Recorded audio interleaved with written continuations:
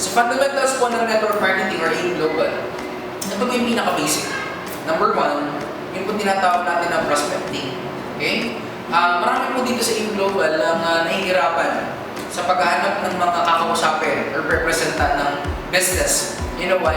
Kasi hindi po sila marunong mag-prospecting.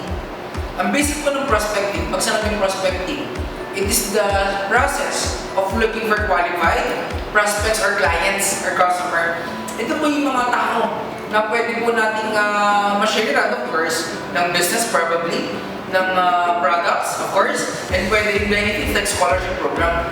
Everyone is a prospects. You know what? One thing sa prospecting, give everybody a chance. Isa po sa mga naging problema ng mga distributor is na namili po silang prospect. Sinasegregate po nila. In terms of segregation, may tinatawag na discrimination. Ay naku, si kumpare, mayaman naman ito. Hindi na ito sasali kasi mayaman na. Eh naku, si kumare, mahirap naman ito. Dukato, wala itong pang-paying. So guys, ang tip ko po sa inyo, you should give everybody a chance. Huwag kang mag-prejudge ng prospect mo. Kasi minsan, kahit walang pera yan, pero pag nakita niyo yung business, pwede niyang gawa ng paraan. Tama? At kahit mayaman na yan, kapag nakita niya yung program ng AIM Global na pwede makatulong in terms of health, in terms of education, in terms of livelihood, pwede niya rin i-grab yung opportunity. Kaya guys, give everybody a chance. Ngayon guys, kapag nakapag-prospecting na, in short, ito po yung background investigation. Alam niyo guys, bago ka mag-prospecting, ang kailangan mo muna is prospects list. Pag sinabi yung prospects list, ito po yung listahan. Mahirap mo mamalengke nung walang listahan, tama? Guys, sa negosyo po natin, mahirap simulan ang mga taong kakausapin mo pag wala kang listahan.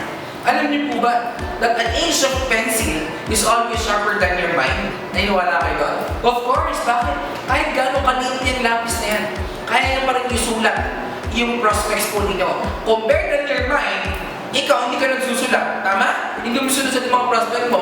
Ngayon nakalaman mo yung prospect mo, mamaya good news, nakalimutan mo na. Tama ba yun? So guys, kaya kailangan isulat mo lahat po ng kakipo ninyo, lahat po yung prospect. Kung sinabi ka kaibigan, kamag-anak, ka-classmate, ka-textmate, ka-chatmate, kabadyo, kamukha, kaamoy, lahat po ng kakipo ninyo. Lahat po, asin lahat po. Tama?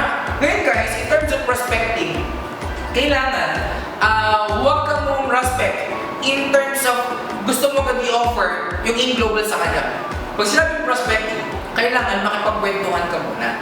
Kunyari guys, let me cite an example. Kunyari, nag-meet kayo ng classmate mo early elementary days, nag-meet uli kayo about like 15 years ago. And then, syempre, tagal nyo nang hindi nagkita.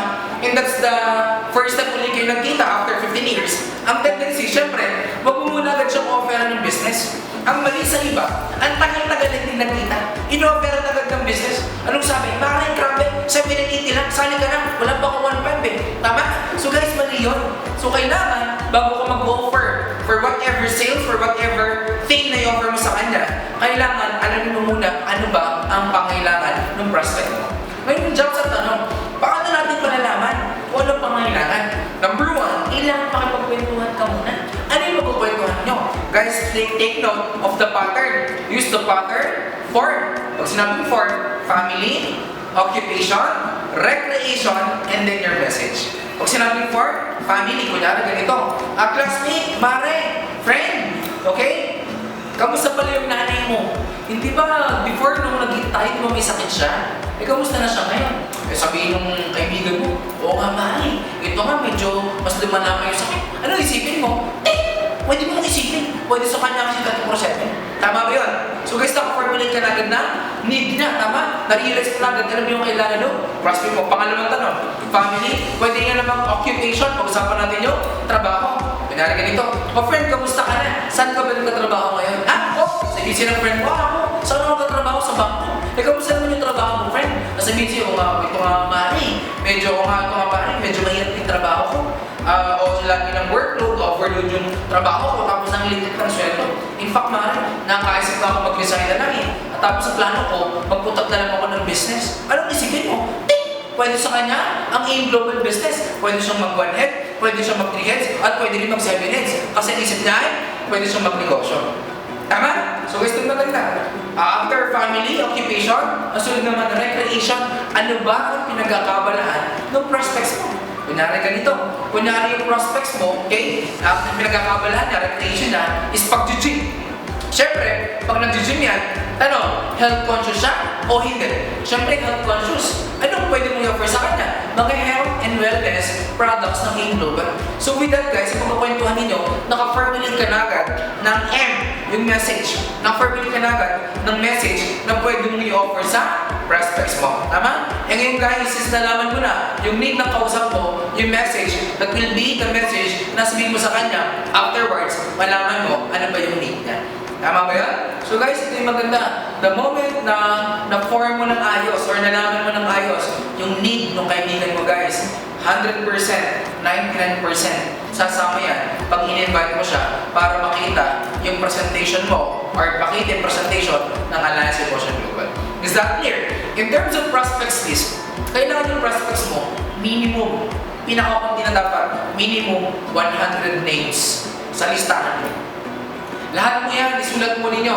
Classmate mo ng elementary, ng high school, ng college, okay? Friend mo sa Facebook, ng contact mo sa phone book, even sa yearbook, lahat na po lang po na pwede mo pagkakuhanan ng contacts po ninyo, gawin na po ninyo just to maximize your prospects. And guys, dapat yung prospect ngayon, okay?